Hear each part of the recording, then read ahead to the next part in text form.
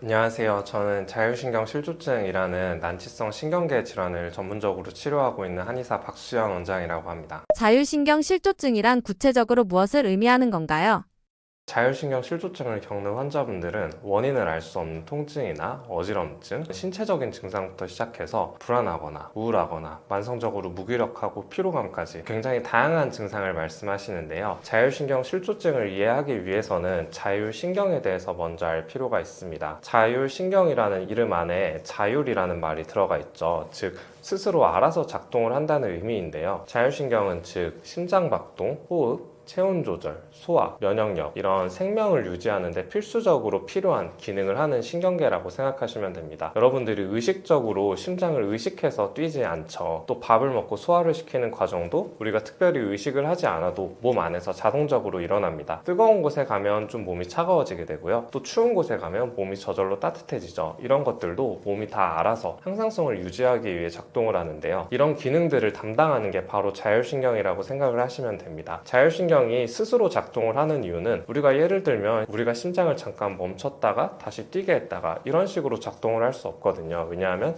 이런 생명을 유지하는 데 필수적인 기능들은 잠시라도 멈추면 우리 생명에 치명적일 수 있기 때문입니다. 이 자율신경에는 두 가지 종류가 있어요. 바로 교감신경, 부교감신경입니다. 교감신경은 스트레스를 받을 때, 긴장을 할 때 항진되는 신경입니다. 예시를 들면 시험을 앞두고 있는 수험생, 면접을 앞두고 있는 취업준비생, 혹은 중요한 일을 앞두고 계신 사람들이 굉장히 그때 심장이 두근거리고 좀 긴장하고 식은땀도 나고 이런 경험을 해보신 적이 있으시죠? 이때 항진되는 게 바로 교감신경이라고 생각을 하시면 됩니다. 부교감신경은 교감신경과 반대인데요. 밥을 먹고 소화를 시킬 때, 휴식을 취할 때, 또 우리가 잠에 들 때 몸이 너무 긴장된 상태라면 제대로 소화를 하거나 휴식을 취하고 잠을 자는 게 어렵겠죠. 그래서 이때는 신체를 이완시키는 방향으로 작동을 하게 되는데 이때 항진되는 게 바로 부교감신경입니다. 사람은 적당히 긴장도 하고 이완도 하고 이렇게 긴장과 이완을 하루에도 여러 번 반복합니다. 예를 들어 100m를 당장 전속력으로 뛰었다고 한번 생각을 해보세요. 그때 심장이 쿵쾅거리고 땀이 나면서 호흡도 굉장히 거칠어집니다. 이게 교감신경이 항진되면서 나타나는 증상인데요. 이렇게 교감신경이 올라갔다가 잠깐 쉬고 나면 1, 2분 이내에 다시 숨이 돌아오고 심장도 천천히 뛰게 됩니다. 다시 부교감신경이 올라오는 거죠. 이렇게 우리 생활 환경에 맞춰서 교감신경과 부교감신경은 하루에도 수십 번 올라갔다 내려갔다 하면서 서로 적당히 균형을 유지하고 있습니다. 이게 바로 건강한 상태인데요. 그런데 만약 계속 내가 아무런 행동을 하지 않았는데 혹은 긴장을 하지 않았는데 심장이 두근거리고 숨이 가빠지고 땀이 나는 증상들이 계속된다면 어떻게 될까요? 바로 이런 것들이 교감신경과 부교감신경의 밸런스가 무너진 상태입니다. 그리고 이렇게 두 신경의 밸런스가 무너진 상태를 바로 자율신경 실조증이라고 합니다. 손발이 차갑고 속이 답답한 게 자율신경실조증일 수 있다고 하는데요. 자율신경실조증 맞나요? 아니면 증상에는 어떤 것들이 있나요? 자율신경 실조증 치료를 할 때 가장 어려운 점이 이게 증상이 정말 많아요. 왜 그러냐 하면 자율신경은 우리 뇌와 척수에서 시작해서 간, 신장, 비장, 췌장 이렇게 전신으로 분포가 돼 있거든요. 그래서 문제가 생긴 부위에 따라서 증상도 다양하게 나타나고 제가 기억나는 어떤 환자분은 본인의 증상을 한 번에 말씀하시기가 어려우셔서 메모지에 A4 용지 몇 장이 되는 분량의 자신의 증상을 써오신 분들도 있습니다. 평균적으로 보통 5개에서 10가지 이상 증상을 가지신 경우가 많은데요. 단순히 뭐 손이 차갑거나 속이 답답하다고 해서 무조건 자율신경 실조증인 것은 아니고요. 대표적인 증상들을 몇 가지 말씀드리면 이유 없이 가슴이 두근거리고 좀 쿵쿵거리는 소리가 들린다거나 아니면 만성적인 통증이 나타나는데 MRI나 CT를 찍어도 원인을 찾지 못하거나 두통, 어지럼증, 위장장애, 불면 또 이런 신체적인 증상에서 나아가서 이런 자율신경계 질환들이 오래되다 보면 공황, 불안장애나 우울증과 같은 정서적인 문제로도 연결이 되고요. 나이가 들게 되면서 노화가 진행됨에 따라서 고혈압, 당뇨, 고지혈증과 같은 대사질환 또 심지어는 만성염증으로 이어져서 생명을 위협하는 암까지 굉장히 다양한 증상이 있습니다. 그래서 단순히 증상만 가지고 자율신경 실조증인지 아닌지를 판별하지는 않고요. 자율신경 실조증을 대표하는 증상들이 굉장히 복잡하게 나타나는데 이런 것들이 전신적이고 복합적으로 나타나면서 또 어떤 정밀 검사를 해도 원인을 찾지 못하고 또 스트레스를 많이 받거나 아니면 외부 자극에 민감해질 때 특히 이런 증상이 심해진다라고 하면 그때 자율신경 실조증을 의심할 수 있습니다. 유독 현대인들이 자율신경실조증에 많이 걸리는 이유가 무엇인가요? 최근에 특히 젊은 층을 중심으로 해서 자율신경 실조증으로 내원을 하시는 환자분들이 늘고 있어요. 저희가 이제 환자분들 진료를 하고 차팅을 할 때 실제로 상병명에 자율신경계 질환이라는 코드가 있거든요. 그런 코드로 내원하시는 환자분들이 점점 늘고 있다는 게 통계적으로 나오고 있는데요.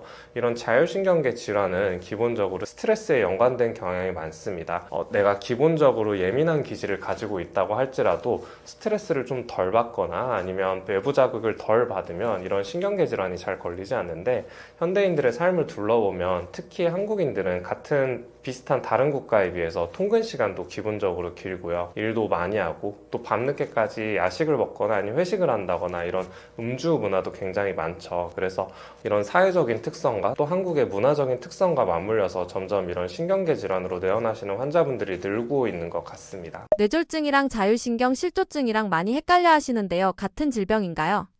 전조 증상에는 어떤 것들이 있나요? 뇌졸중이랑 자율신경 실조증은 기본적으로 다른 질환인데, 자율신경 실조증이 오래되신 분들이 여러 가지 증상을 겪으시면서 뇌출혈이나 뇌경색과 같은 뇌질환도 같이 가지고 계시다 보니까 이런 오해가 생기는 것 같아요. 뇌졸중이란 이제 한의학적 용어로 중풍이라고 하죠. 뇌혈관이 막히는 뇌경색, 그리고 뇌혈관이 터지는 뇌출혈 두 가지가 있는데요. 즉, 뇌 조직의 혈류 공급이 끊겨서 발생하는 뇌혈관 질환입니다. 즉, 혈관의 구조적인 문제로 인해 발생하는 질환이라고 생각하시면 되고요. 자율신경 실조증은 이와는 좀 다른데요. 뇌졸중이 뇌혈관의 구조적인 문제라고 하면, 자율신경 실조증은 구조적인 문제가 아닌 기능의 문제라고 생각을 하시면 됩니다. 아까 말씀드린 대로 정밀검사에서 나타나는 구조적인 이상은 신체에서 나타나지 않지만, 자율신경의 기능이 떨어지면서 교감신경과 부교감신경의 균형이 깨져서 나타나는 기능성 질환이라고 생각을 하시면 됩니다. 그래서 가슴이 두근거리거나 통증이 있고 또 여러 가지 어지럼증, 수면장애와 같은 다양한 증상이 있음에도 불구하고 어떤 특정한 정밀검사를 했을 때 구조적인 이상이 나타나지 않는다는 특징이 있습니다. 자율신경 실조증은 막상 증상이 나타나기 시작하면 사실 증상만 이때 나타났다 뿐이지 이전부터 오랫동안 천천히 진행된 경우가 굉장히 많아요. 그래서 제가 환자분들을 볼 때도 저는 증상이 생긴 지 한 3개월에서 6개월 정도밖에 안 됐는데 왜 이렇게 심하게 나타나는 건가요? 라고 말씀하시는 환자분들이 굉장히 많으시거든요. 그런데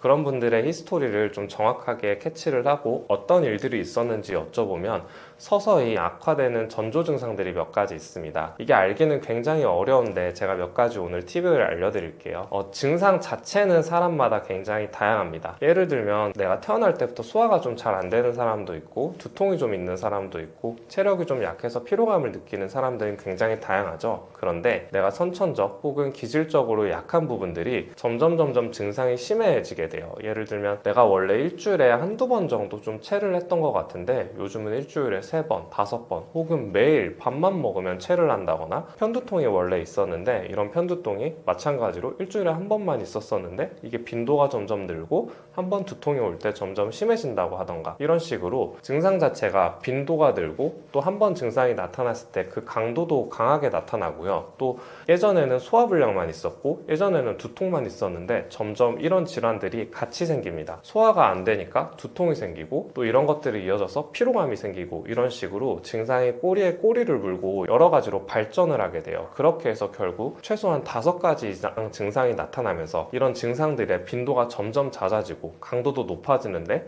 검사를 해서 이상이 없다? 그런데 나는 분명히 아프다. 이런다라고 하면 자율신경계에 기능적인 이상이 있는 것은 아닌지 의심을 해볼 필요가 있습니다. 자율신경 실조증은 불치병인가요? 일단 이 완치라는 개념에 대해서 좀 말씀드릴 필요가 있는데, 이게 잘 낫진 않거든요. 근데 환자분들이 이거 완치될 수 있는 질환인가 이렇게 많이 여쭤보실 때 좀 답변 드리기가 난해한 경우가 있는데, 완치라기보다는 관해라는 표현을 씁니다. 그러니까 우리가 암 치료할 때도 보면 완치라고 잘 안 하거든요. 관해라고 하는데 이게 무슨 뜻이냐면, 암 조직이 우리 몸에서 완전히 다 사라졌음에도 불구하고 언제든 재발을 할 수 있는 위험 가능성이 있으니 완치라는 표현보다는 관해라는 표현을 써서 정기적으로 추적 관찰을 하게 됩니다. 그런데 사실 말이 완치가 아닐 뿐이지 정상인과 같은 상태라고 보시면 되거든요. 자율신경 실조증도 마찬가지입니다. 이런 자율신경 실조증은 내가 선천적으로 타고난 기질, 어떤 예민한 성향이라 그리고 여기에 더해진 스트레스나 사회적 환경이 더해져서 생기는 질환인데요. 이런 자율신경 실조증은 치료를 하고 증상이 완전히 없어졌다가도 시간이 지나고 나서 생활 환경이 좋지 않거나 스트레스를 많이 받고 하면 다시 재발이 되곤 합니다. 그래서 완치라는 표현은 잘 쓰지 않고 관해라는 표현을 쓰게 돼요. 그런데 여기서 중요한 것은 그렇다고 해서 이 질환이 불치병은 아닙니다. 즉 여러 가지 증상들이 치료를 하다 보면 점차적으로 소실되게 되거든요. 급성이냐 만성이냐 또 혹은 이게 어느 정도로 증상이 심하느냐에 따라 환자분들마다 다르지만 보통 3개월에서 6개월 정도 치료를 하고 나면 본인이 가지고 있는 증상의 절반 정도 이상이 없어집니다. 이렇게 증상이 사실 절반만 없어져도 환자분들은 일상생활을 하시는데 굉장히 만족을 많이 하시는 편이거든요. 그리고 또 여기서 나아가서 나이가 20, 30대 좀 젊으신 분, 또 증상이 생긴 지 얼마 안 되신 분들 같은 경우에는 거의 증상이 완전히 소실되는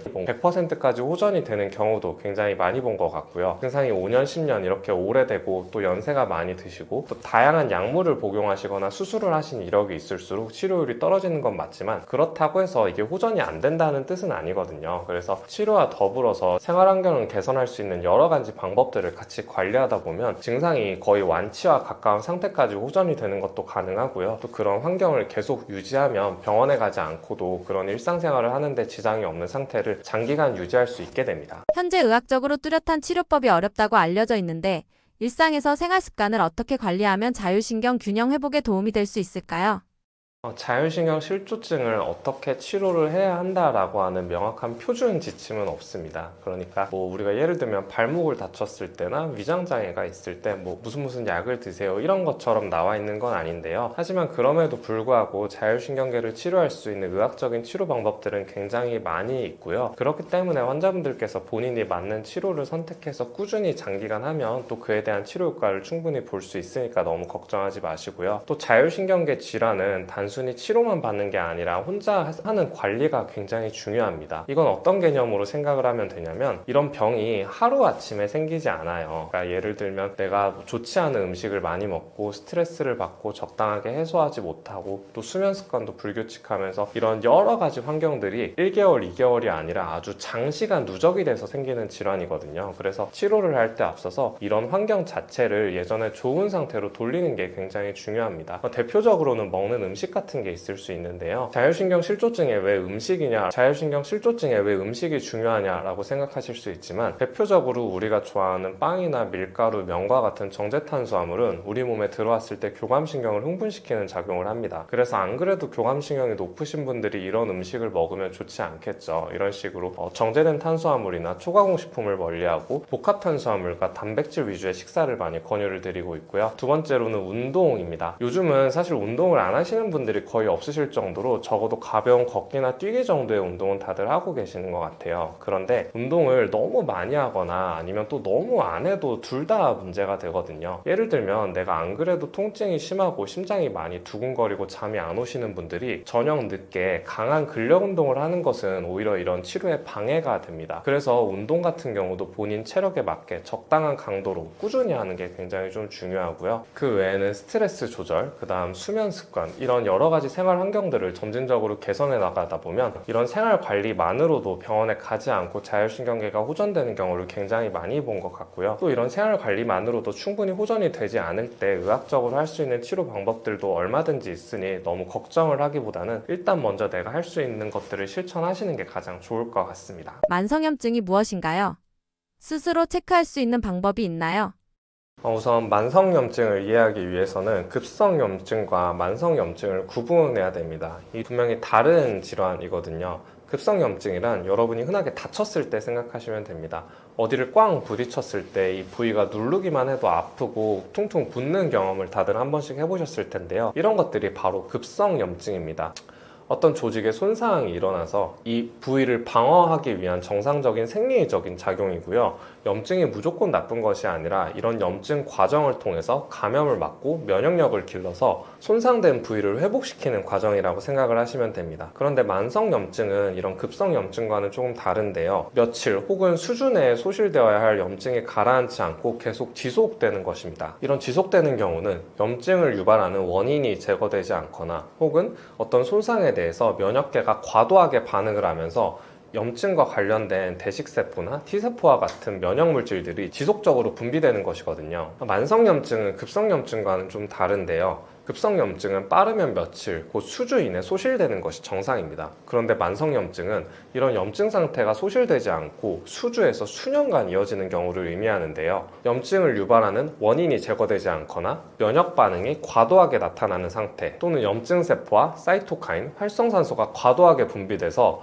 오히려 염증이 이 부위의 조직을 손상시키고 회복을 방해해서 이어지는 상태를 의미합니다. 이런 만성염증이 유발하는 질환들은 굉장히 다양한데요. 내가 만성염증이 있는지 없는지 알기 위해서는 기본적으로 혈액 검사를 했을 때 염증 수치가 높은지를 통해서 확인을 해볼 수도 있고요.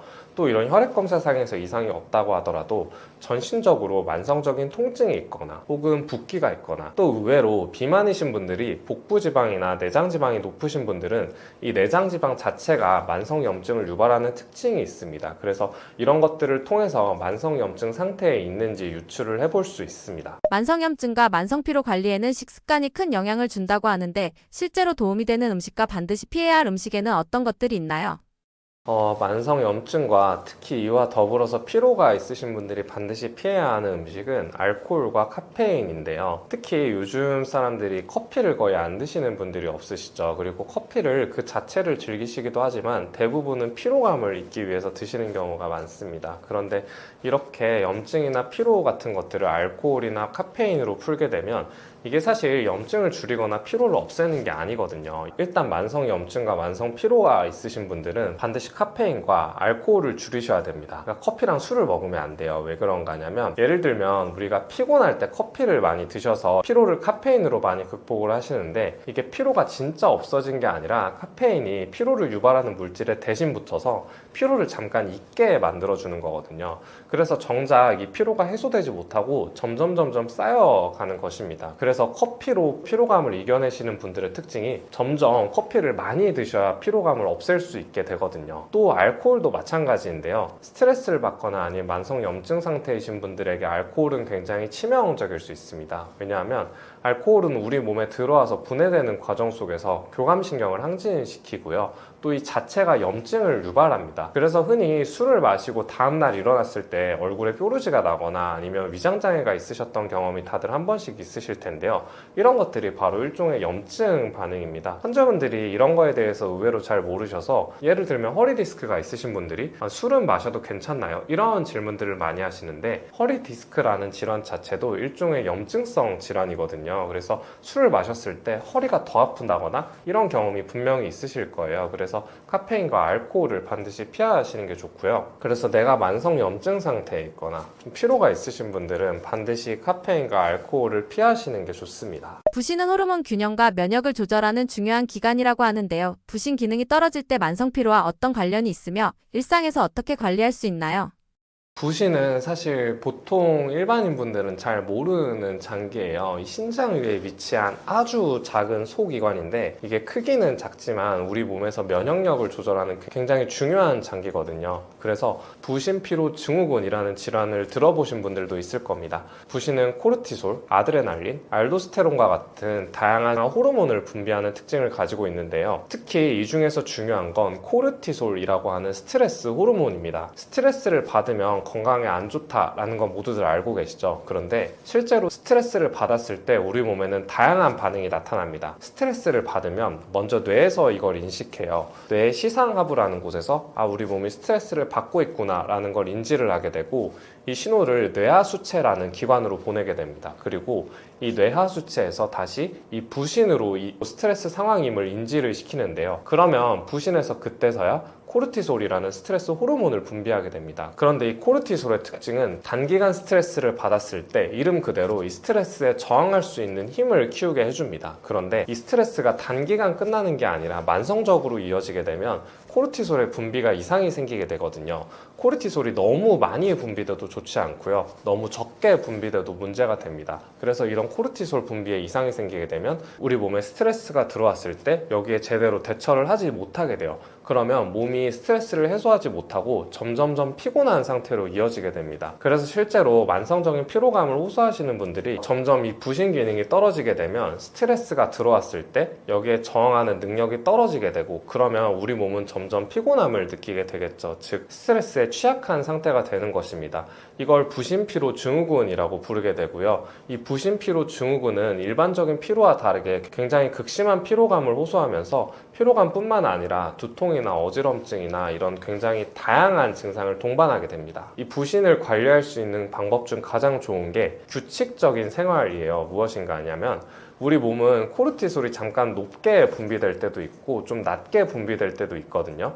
그러니까 적당한 리듬을 가지는 게 중요합니다. 그런데 코르티솔이 많이 분비돼야 될 상황에 분비가 되지 않고 또 적게 분비될 상황에 많이 분비가 되면 문제가 되는 거거든요.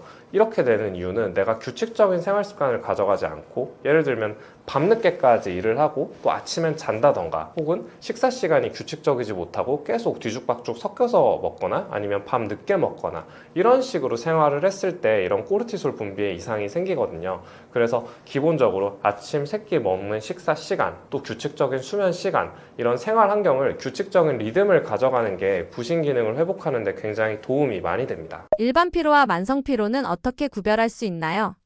일단 만성 피로는 정의가 따로 되어 있어요. 일반 피로랑 어떻게 다르냐면 피로감이 일단 6개월 이상 갑니다. 그리고 충분한 휴식으로 회복이 되지 않고요. 이런 피로감으로 인해서 일상생활에 지장을 받게 됩니다. 또한 피로감뿐만 아니라 집중력도 떨어지고 기억력도 떨어지고 잠도 잘 자지 못하게 되고 이런 증상들을 동반하게 되는데요. 그런데 굳이 이런 엄격한 가이드라인이 아니더라도 쉽게 어떻게 생각하면 되냐면 일반 피로는 잠깐 쉬거나 잠을 자면 개선이 됩니다. 피곤할 때 잠자고 아니면 휴식을 취하고 피로감이 좀 풀렸다라고 느끼신 경험이 있으시죠? 이건 만성 피로가 아니라 일반적인 피로에 속합니다. 그리고 이런 일반 피로는 질환은 아닙니다. 그냥 휴식을 취하면 되세요. 그런데 만성 피로가 있으신 분들은 아무리 잠을 많이 자도 잠을 8시간이 아니라 10시간, 12시간 자고 휴식을 아무리 취하고 일도 안 하고 스트레스를 안 받는데 피로감을 느끼시는 분들이 있습니다. 이런 분들은 굳이 내가 6개월이라던가 이런 기준이 아니더라도 만성 피로 상태에 빠져 있다고 생각을 하시면 좋고요. 이때는 이런 피로감을 개선하기 위해서 단순히 휴식을 취하는 게 아니라 적절한 의학적인 치료를 받을 필요도 있습니다. 환자들이 가장 흔히 오해하는 만성염증, 만성 피로에 대한 잘못된 상식이 있다면 무엇인가요?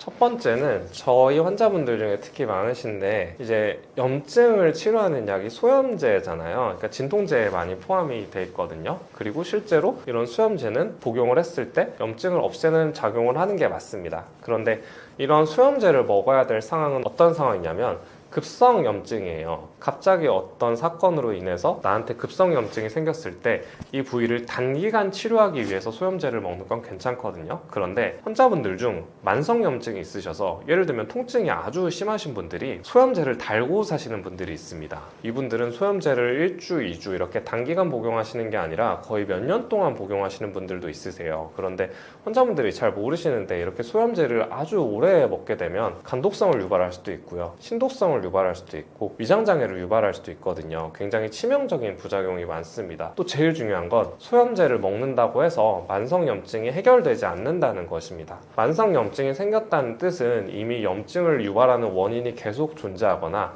이 염증을 조절하는 면역 조절이 잘 되지 않는다는 뜻이거든요. 그러면 만성염증을 치료하기 위해서는 염증을 유발하는 원인을 없애거나 면역력을 조절하는 치료를 해야 되는데 계속 급성염증에 쓰는 소염제만 드시게 되면 염증은 치료되지 않고 또 오히려 부작용이 나타날 확률만 높아지는 결과를 초래하게 됩니다. 그래서 급성염증이 아닌 만성염증 상태이신 분들은 꼭 소염제가 아니라 다른 생활관리나 치료를 통해서 개선을 하셔야 되고요. 두 번째는 만성피로가 있으신 분들이 계속 휴식을 취하고 아무것도 하지 않는 것입니다. 제 환자분 중에도 이런 분들 특징이 오늘 잤는데 피로감이 개선이 안 되니까 며칠 더 자면 괜찮지 이런 식으로 하시거든요. 그리고 이분들께 제가 오히려 좀 활동을 하고 운동을 해보시라고 권유를 드리는 편인데 저는 너무 힘이 없고 밥 먹어도 힘이 없고 뭐 밖에도 못 나가겠는데 운동을 어떻게 하나요? 뭐 이런 식으로 말씀을 하세요. 이런 경우는 만성 피로뿐만 아니라 뭐 일정 정도의 우울감이나 무기력감까지 끼고 있는 경우가 많거든요.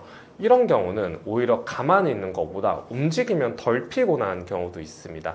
이게 실질적으로 내가 기력 저하나 영양결핍으로 인한 피로감이 아니라 그래서 이분들한테 말씀드리는 게 지금 할 수 있는 것 중에 제일 최악의 선택이 가만히 있는 거라고 말씀드리거든요. 가만히 있고 움직이지 않고 밥 먹을 때만 좀 움직이고 집 밖에 안 나가면 만성 피로는 절대 개선이 되지 않습니다. 오히려 아무리 힘들어도 바깥에 나가서 햇볕도 좀 쐬고 사람들과 대화도 하고 약간의 걷기나 달리기와 같은 강도가 좀 낮은 운동을 하면 오히려 운동을 할 땐 잠깐 힘들었지만 그런 과정이 끝나고 나면 피로감이 더 개선되기도 하거든요. 그래서 만성 피로가 있으신 분들은 절대 가만히 있는 게 아니라 조금씩 활동을 하시려고 해야 되고 어떤 치료나 관리도 적극적으로 하려고 하는 게 치료에 도움이 됩니다. 그리고 마지막 세 번째로는 운동을 하시는 분들께 특히 말씀드리고 싶은 건데 운동을 아예 안 하시는 분들도 문제가 되지만 운동을 너무 많이 하시는 분들도 문제가 됩니다. 운동을 과하게 하면 이 자체가 우리 몸에 스트레스가 되거든요. 운동이 우리 몸에 좋은 기전이 어떻게 되냐면 운동을 잠깐 하고 나면 우리 몸은 일정 부분의 손상을 받습니다. 몸이 물리적으로 스트레스를 받는 거예요. 그런데 운동을 하고 나서 휴식을 취하는 과정에서 회복을 하게 되고 이 회복 과정 속에서 근육도 더 키워지고 체력도 길러지고 혈관 건강도 개선이 되는 것이거든요. 그런데 운동을 하고 휴식을 취하지 않고 매일 강도 높게 몸에 자극을 주게 되면 이게 몸이 개선이 되는 게 아니라 몸에 스트레스만 계속 주게 되는 결과가 됩니다. 그래서 운동을 많이 하시는 분들이 피로감이 심하시거나 아니면 만성 염증 상태가 지속된다고 하면 이때는 운동을 더 할 게 아니라 잠깐 쉬어보시는 것도 도움이 될 수 있어요. 그래서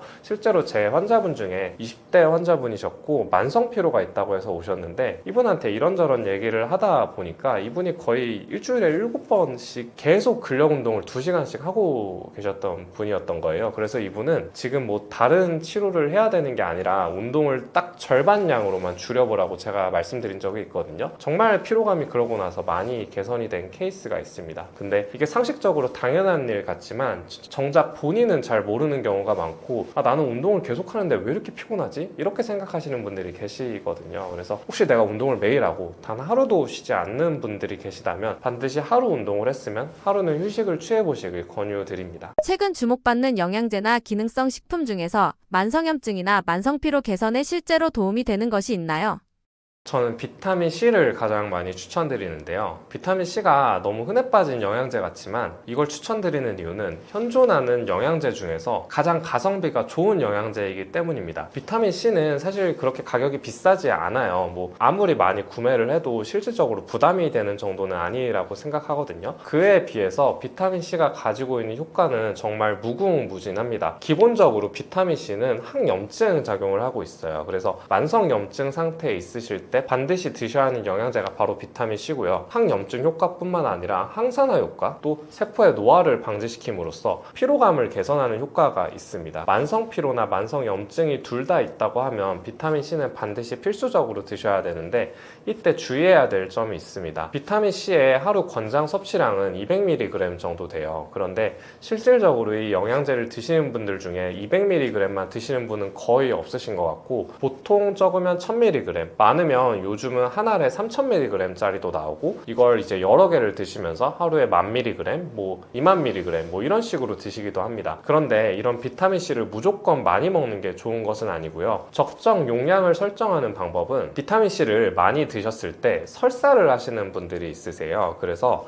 용량을 처음부터 많이 드시는 게 아니라 처음부터 1000, 2000, 3000 이렇게 조금씩 늘려가면서 설사를 하는 구간을 찾으시고요. 예를 들면 내가 1000mg를 먹었을 때 설사를 했다. 그러면 그 용량에서 20%에서 30% 줄인 용량을 드시면 됩니다. 그러니까 1000ml에서 설사를 했다고 하면 한 7000에서 8000 정도 드시면 좋겠죠. 이런 식으로 드시는 게 좋고요. 또 안타깝게도 모든 사람이 비타민C를 먹을 수 있는 것은 아닙니다. 평상시 위장장애가 심하시거나 결석이 있으시거나 신장 기능이 약하신 분들은 비타민C를 많이 드시면 안 돼요. 왜냐하면 기본적으로 비타민C를 많이 복용했을 때는 공복에 속쓰림을 유발할 수 있고요. 또 비타민C를 많이 먹고 나서 여분의 비타민C가 오히려 결석을 유발할 수도 있고, 또 이런 남은 비타민C가 신장을 통해서 소변으로 배출이 되어야 하는데 신장이 약하신 분들은 이렇게 배출시키는 기능이 떨어지게 됩니다. 그래서 이 세 가지에 해당되시는 분들은 비타민C를 고용량으로 드시는 건 반드시 피하시는 게 좋습니다. 물만 먹어도 살찌는 체질. 유독 살찌는 사람들의 특징은 무엇인가요? 살이 찌는 체질이신 분들은 굉장히 억울하고 주위에 이런 얘기를 하면 뭐 핑계대지 말라고 많이 핀잔을 들이시는데, 실제로 살이 잘 찌는 체질이 있습니다. 유전적으로 이런 사람들은 어떠한 부류이냐면, 우리가 음식물을 먹으면 이걸 분해해서 어떤 일정량은 몸에 저장을 하고 일정량은 에너지로 사용을 하게 되는데요. 그런데 같은 음식을 다른 사람이 섭취했을 때 어떤 사람은 에너지를 저장하는 비율이 더 높고 다른 사람은 에너지를 저장하는 비율은 낮은데 이 에너지를 소모하는 능력은 뛰어난 사람들이 있습니다. 한의학적으로도 살이 잘 찌는 체질에 태음인이 속하는데요. 태음인은 뭐라고 표현이 되어 있냐면 흡취지기는 강한데 발산지기가 약하다라고 표현이 되어 있습니다. 흡취지기란 에너지를 흡수하는 능력입니다. 태음인들은 기본적으로 소화력이 좋고요. 음식도 굉장히 잘 먹고 가리는 음식도 잘 없어서 좀 과식을 하는 경향도 은근히 있습니다. 반면에 발산지기가 약하다는 뜻은 이런 흡수한 음식들을 영양소로 분해해서 에너지로 사용하는 능력이 부족하다는 뜻이에요. 그래서 모든 태음인이 과체중인 것은 절대 아니지만 상대적으로 한의학적으로 태음인인 분들이 비만인 경우가 많고요. 그래서 우리가 다이어트 한약에 쓰는 약재들도 기본적으로 태음인 체질에 맞는 약재인 경우가 많습니다. 즉 비만 유전자라는 것이 실제로 뭐 물만 먹는다고 해서 무조건 살이 찌고 이런 것은 아니겠지만, 같은 음식을 먹었을 때 어떤 사람들에 비해서 유난히 살이 더 잘 찌고 지방으로 전환되는 비율이 높아서 더 비만이나 과체중이 되기 쉬운 체질은 분명히 있습니다. 비만 유전자가 존재하는 건가요? 살이 빠지는 체질로 바꿀 수 있는 방법이 있나요?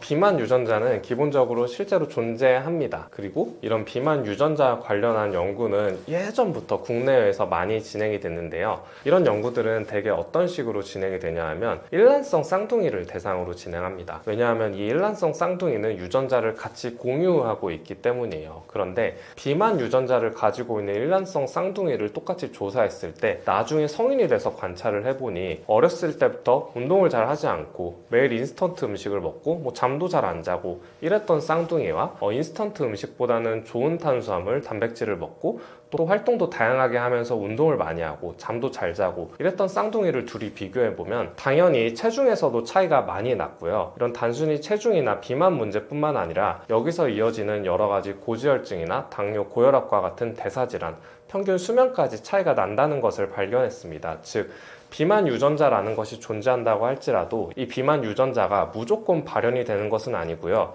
이 유전자의 스위치가 있다라고 하면 내가 어떤 음식을 먹는지, 어떤 식으로 운동을 하는지, 어떻게 생활 환경을 가져가는지에 따라서 이 스위치를 끌 수도 있고 킬 수도 있는 거거든요. 우리 인체는 항상성이라는 게 있습니다. 그래서 내가 평상시에 어떤 식으로 생활 환경을 가져가는지 우리 몸이 계속 지켜보고 있고 이걸 유지하려고 하거든요.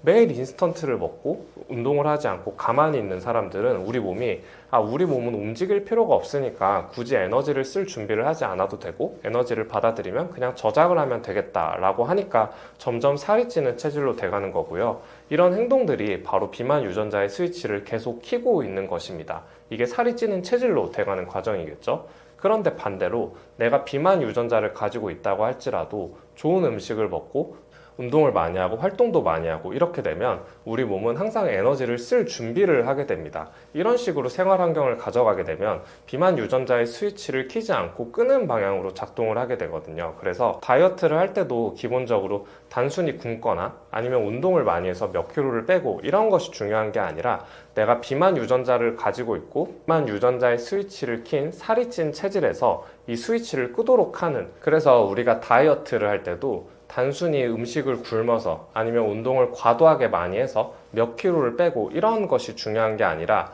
운동이라던가 식단이라던가 수면 이런 전반적인 생활 환경을 개선함으로써 이 켜진 비만 유전자라는 스위치를 끄는 방식으로 다이어트를 하면 단순히 살을 뺄 수 있을 뿐만 아니라 살이 찌는 체질에서 살이 잘 찌지 않는 체질로 몸이 바뀔 수 있습니다. 근력 운동과 유산소 운동의 차이가 무엇인가요?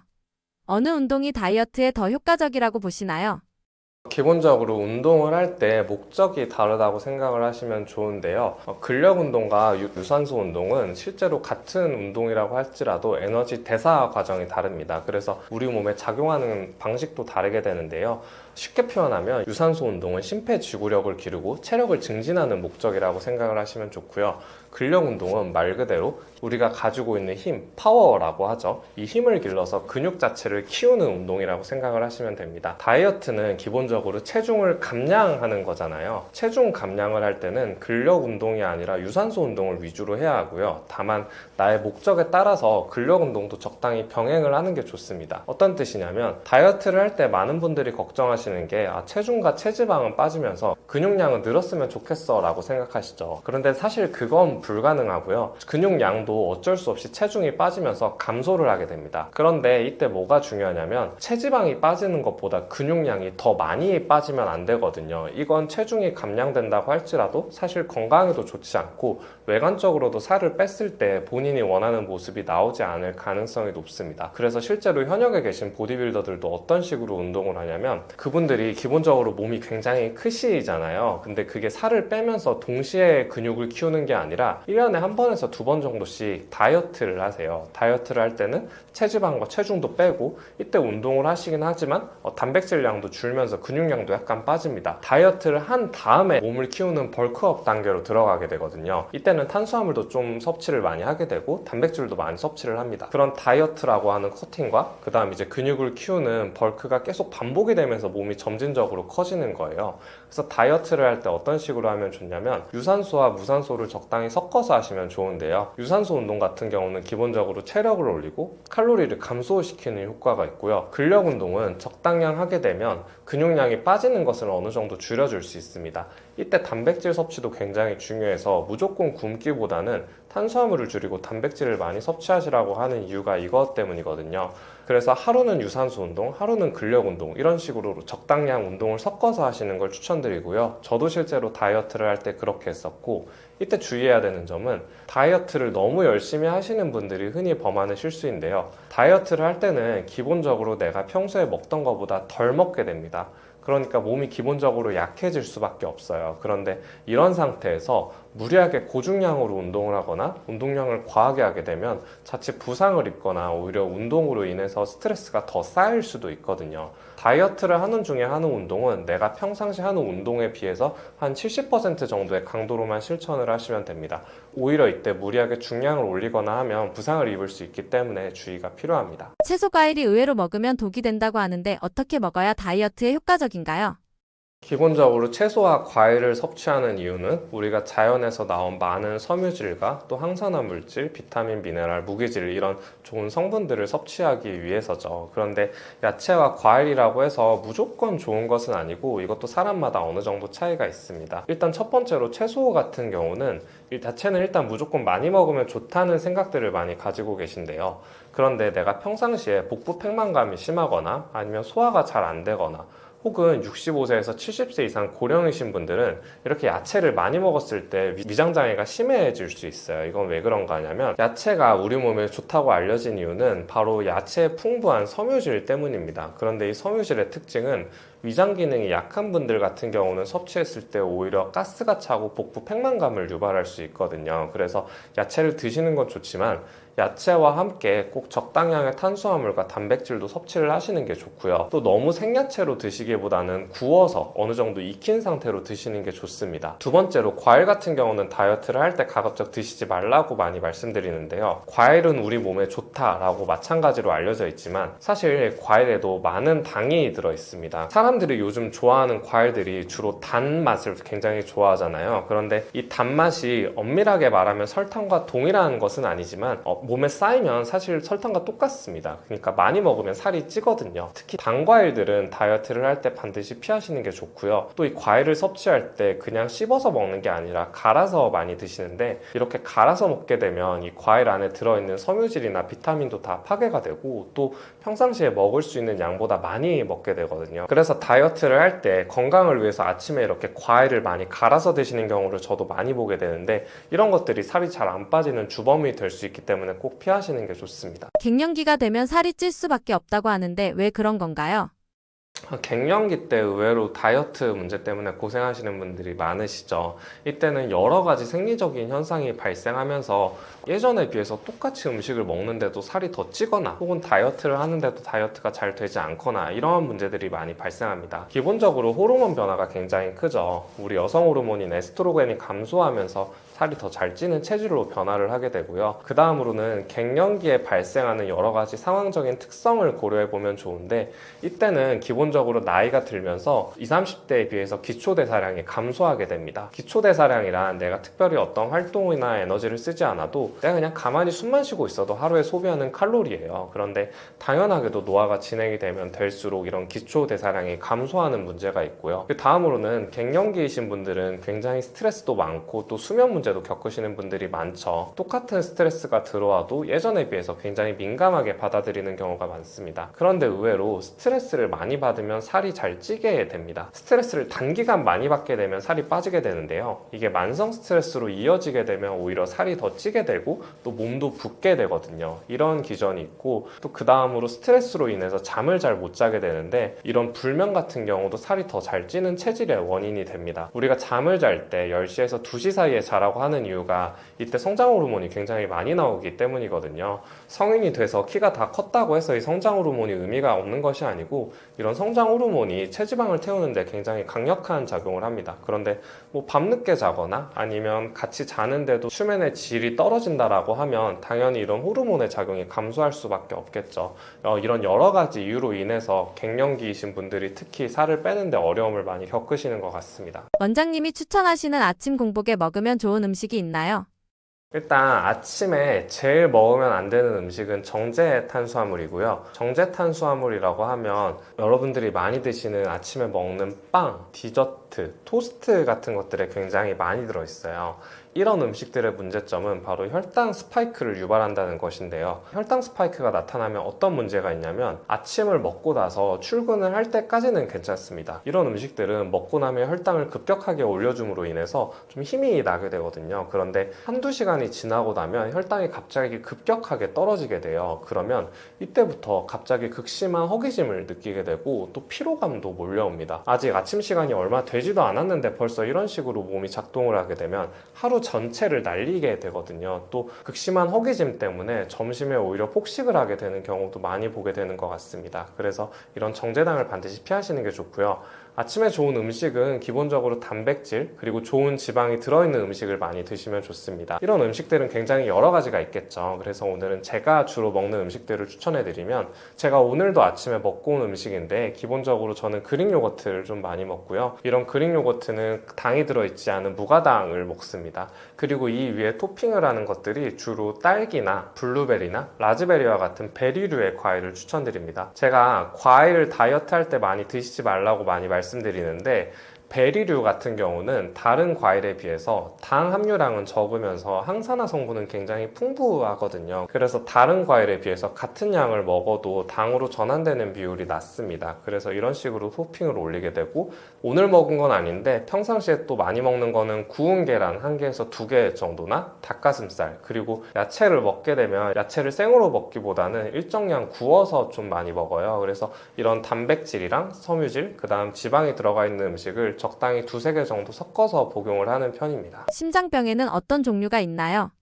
심장병이라는 말은 심장이라는 우리 몸에 위치한 핵심적인 장기에 발생하는 다양한 질환을 포괄하는 넓은 범위의 질환이라고 생각하시면 됩니다. 그래서 심장병이에요 이렇게 진단을 하진 않고요. 흔하게 볼 수 있는 질환은 대표적으로 부정맥이 있으실 것 같아요. 심장이 두근거리거나 불규칙하게 뛰면서 이런 것들 때문에 굉장히 좀 불편하고 또 정서적으로 불안해지거나 공황까지 이어지기도 하거든요. 이런 부정맥 말고도 심장에 위치한 혈관을 관상동맥이라고 하는데 심장 혈관에 문제가 생긴 질환을 관상동맥 질환이라고 합니다. 또 심장은 4개의 방으로 구성되어 있어요. 그래서 이 방끼리 서로 혈액을 내뿜어주는 밸브가 있는데 이걸 판막이라고 하거든요. 이 판막에도 질환이 생길 수 있습니다. 그런 것들을 심장 판막 질환이라고 부르게 되고요. 또 심장이 하는 기능 자체가 떨어져서 혈액순환을 제대로 시키지 못하는 것을 심부전이라고 하고요. 또 심장에는 강력한 근육이 있어요. 심장이 혼자 수축을 하고 이완을 하는 게 아니라 심장을 둘러싸고 있는 근육을 심근이라고 하는데 이런 심근에도 병이 생길 수 있습니다. 그걸 심근병증이라고 해요. 마지막으로는 심장은 막으로 둘러싸여 있습니다. 이 막에도 염증이 생기는 등 여러 가지 질환이 생길 수 있는데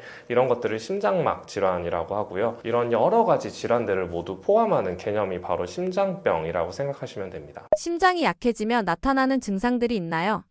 심장은 기본적으로 혈액순환을 하는 장기예요. 깨끗한 혈액을 전신에 분포시켜서 우리가 활동을 하고 에너지를 사용할 수 있게 도와주는 장기인데요. 즉, 심장이 약해진다는 뜻은 혈액순환이 잘 되지 않는다는 뜻입니다. 그래서 혈액순환이 안 되는 부위에 따라서 다양한 질환이 나타날 수 있는데요. 대표적으로는 심장이 약해지면 호흡이 좀 어려울 수 있습니다. 호흡을 적당한 깊이로 들이마셨다가 내쉬는 식으로 호흡을 하게 되는데 심장이 약해지게 되면 숨을 굉장히 가쁘게 쉬게 돼요. 마치 공황장애가 있을 때처럼 가슴으로 호흡을 하는 흉식호흡을 굉장히 여러 번 자주 강하게 하게 되고요. 이런 호흡 조절이 잘 되지 않다 보니까 밤중에도 편안하게 호흡을 하지 못해서 수면에 방해가 되기도 합니다. 두 번째로는 부종인데요. 특히 여성분들이 하루 종일 앉아 계시거나 아니면 서 계시는 분들이 밤만 되면 종아리가 땡땡 붓는 분들이 계시죠. 이런 것들도 심장이 약해지는 신호입니다.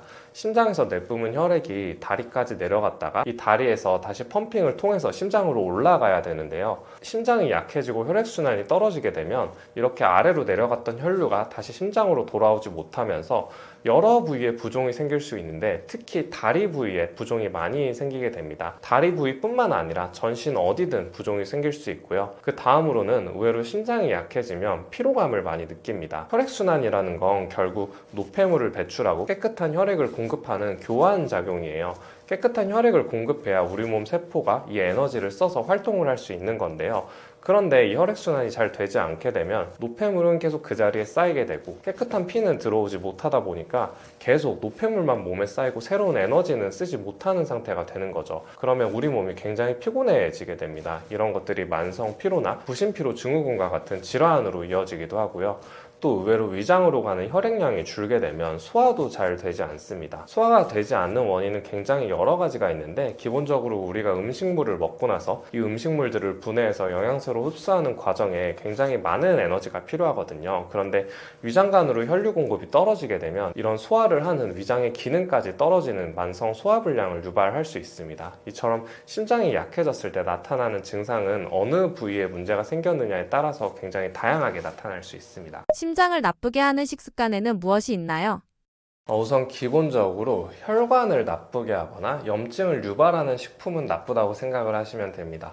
예를 들면 지나치게 기름진 음식을 먹게 되면 이런 기름진 음식이 혈관에 쌓이면서 혈관을 좁게 만들고요. 이 혈관이 좁아지다 보면 여기에 염증이 발생하면서 혈관이 딱딱해지는 동맥경화증이 일어나고 동맥경화증이 무서운 이유는 이것이 뇌혈류가 막히게 되면 뇌졸중으로 이어지게 되고요. 심장에서 혈류가 막히게 되면 심근경색으로 이어지게 됩니다. 이런 심근경색이나 뇌졸중은 생명에 치명적일 수 있는 질환이기 때문에 이런 음식들이 나쁘다고 하는 건데요. 오늘은 대표적으로 두 가지를 말씀드릴 건데 첫 번째는 트랜스 지방이 많이 든 음식입니다. 트랜스 지방이 많이 든 음식은 여러분들이 좋아하는 음식들을 많이 생각해 보시면 되세요. 아침에 흔하게 먹는 빵, 케이크, 밀가루, 면류, 과자, 이런 초가공 식품들에 트랜스 지방이 굉장히 많이 들어가 있습니다. 이런 트랜스 지방은 몸 안에 들어왔을 때 LDL이라고 하는 나쁜 콜레스테롤 수치를 높이고 또 반면에 HDL이라고 하는 좋은 콜레스테롤 수치를 낮추거든요. 이런 음식들이 지속적으로 혈관에 쌓이게 되면 위에서 말씀드린 대로 혈관에 염증이 쌓이게 되고 이런 것들은 심장병의 발병 위험을 높일 수 있습니다. 두 번째는 가공육인데요. 무조건 고기가 심장에 나쁜 것은 절대 아니고요. 단백질은 좋은 단백질을 섭취하면 심장 건강에 오히려 굉장히 좋습니다. 그런데 가공육이라고 하면 쉽게 생각하면 뭐 부대찌개 같은 데 들어간 햄이나 소세지 같은 거 생각하시면 되세요. 여기에 문제점은 일단 기본적으로 들어가는 고기의 퀄리티가 좋지 않은 경우가 굉장히 많고요. 여기에는 좋은 지방인 불포화 지방산은 적으면서 포화 지방이 굉장히 높은 경우가 많습니다. 또 맛을 내기 위해서 과도한 염분을 첨가하거나 아니면 정체를 알 수 없는 다양한 첨가물들을 넣는 경우가 굉장히 많거든요. 이런 음식들 역시 우리 몸 안에 들어왔을 때 LDL 수치를 높이고 만성적인 염증을 만들면서 혈관 건강에 악영향을 미칩니다. 그래서 심장 건강이 현재 안 좋거나 심장 건강을 좀 신경 쓰고 싶으신 분들이라면 트랜스 지방과 가공육 이 두 가지는 반드시 피하시는 게 좋습니다. 심장에 좋은 음식은 무엇이 있나요? 사실 심장에 좋은 음식은 우리 몸에 좋은 음식이고 심장에 좋은 음식인데 특히 심장에 좋은 음식 대표적으로 5가지 정도를 알려드릴게요. 특히 아침에 먹으라고 많이 추천드리는 게 첫 번째는 견과류이고요. 뭐 아몬드나 호두 같은 거 생각하시면 됩니다. 여기에는 비타민 E 성분이 들어가 있는데 이런 비타민 E 성분이 나쁜 콜레스테롤인 LDL 콜레스테롤 수치를 낮추는 효과가 있고요. 또 항산화 효과가 있어서 혈관 건강을 보호하는 작용이 있어요. 그 다음으로 또 견과류에 풍부한 엽산 같은 경우는 우리 몸에서 호모시스테인이라고 하는 심장병의 위험인자를 감소시키는 작용을 합니다. 견과류를 너무 무조건 많이 드실 필요는 없고요. 하루에 손 한 줌 정도 드시면 되는데 요즘은 견과류를 판매할 때 아예 하루에 먹으면 좋은 양 정도로 이렇게 판매를 하는 경우도 굉장히 많더라고요. 그걸 이렇게 손 안에 담으면 딱 한 줌 정도가 나오거든요. 그걸 하루에 한 번 정도씩 드시는 걸 추천드리고요. 두 번째는 계란입니다. 계란은 뭐 삶아 드셔도 되고 아니면 요리를 해서 드셔도 괜찮은데요.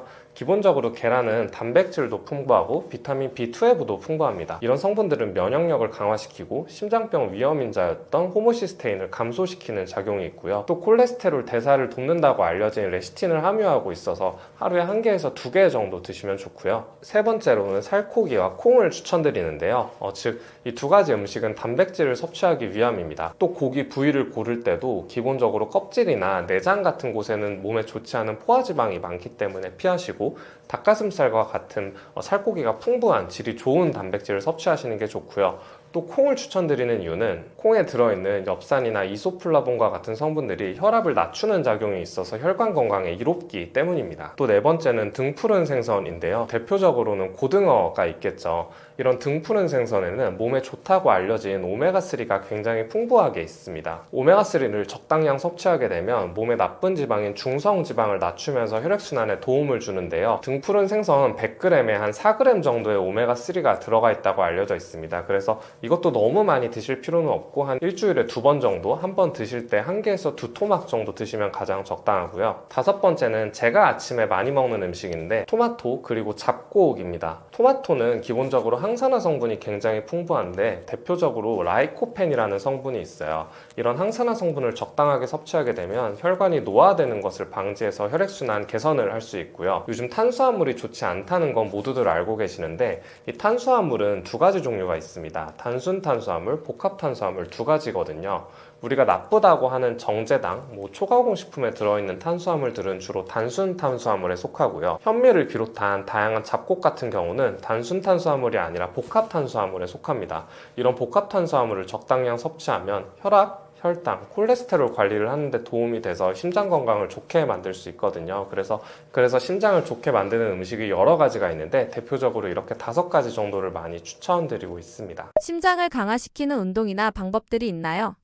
심장을 좋게 만드는 운동은 기본적으로 심장이 일을 하게 만들어야 됩니다. 그래서 대표적으로 추천드리는 건 유산소 운동이에요. 유산소 운동이라고 하면 러닝, 수영, 에어로빅, 요가, 필라테스와 같은 다양한 운동들이 있는데요. 이런 운동들을 할 때 주의해야 할 점이 있습니다. 환자분들이 저는 운동은 굉장히 많이 하는데 심장 건강이 별로 개선된 게 없어요. 이렇게 말씀하시는 분들이 많으신데 이런 분들을 보면 2가지 중 하나거든요. 운동을 너무 안 하시거나 운동을 너무 많이 해서입니다. 예를 들면 운동을 한다고 하시면서 걷기만 하시는 분들이 계세요. 걷기도 물론 나쁜 운동은 아닌데 걷기는 엄밀히 말하면 아무리 많이 걸어도 심장을 튼튼하게 만들지는 못합니다. 왜냐하면 내가 많이 걷는다고 해서 심장에 일을 더 하지는 않거든요. 또 반대로 심장이 너무 빨리 뛰시는 분들이 많은 운동, 또 똑같이 러닝을 한다고 하더라도 너무 과하게 뛰거나 빨리 뛰거나 또 강한 근력 운동을 하게 되면 이런 운동이 지나치게 되면서 오히려 심장이 부담을 느끼게 됩니다. 그래서 대표적으로 밤늦게 운동을 했을 때 몸은 피곤한데 잠이 안 오는 케이스거든요. 그래서